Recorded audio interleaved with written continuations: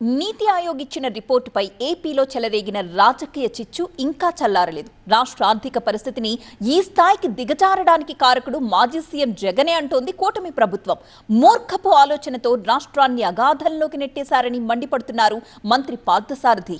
కానీ సూపర్ 6 అమలుపై చేతులెత్తేయడానికే నీతి ఆయోగ్ రిపోర్ట్ని బూచీగా చూపిస్తున్నారని చంద్రబాబును తప్పుబడుతోంది వైసీపీ. ప్రజల్నే కాదు పవన్ కళ్యాణ్ని కూడా మోసగించారంటూ సెటైర్లు పడుతున్నాయి.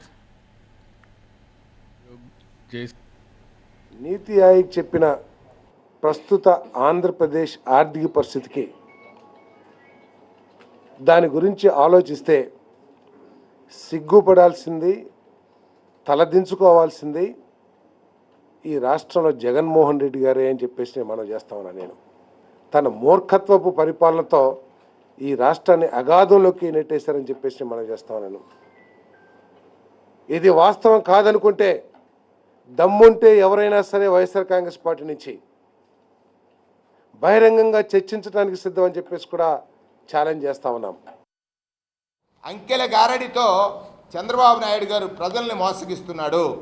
ప్రజలకు కావాల్సింది మీరు చెప్పిన హామీలు అమలు, అది గమనించమని ఈ సందర్భంగా వారికి నేను మనవి చేస్తూ ఉన్నాను. ఒక్కటి, నేను మళ్ళీ పవన్ కళ్యాణ్ గారికి విజ్ఞప్తి చేస్తూ ఉన్నాను. లేదా పవన్ కళ్యాణ్ గారిని ఇది మీరు అడుగుతున్నాం అనుకుంటున్నారా, డిమాండ్ అనుకుంటున్నారా? మీకున్నటువంటి మీరు కూడా ప్రజలతో పాటు మోసపోవాలనుకుంటున్నారా? మీరు కూడా ప్రజలను మోసగించారు చంద్రబాబు నాయుడు గారు, మళ్ళీ మిమ్మల్ని కూడా మోసగించే పరిస్థితి వస్తుంది.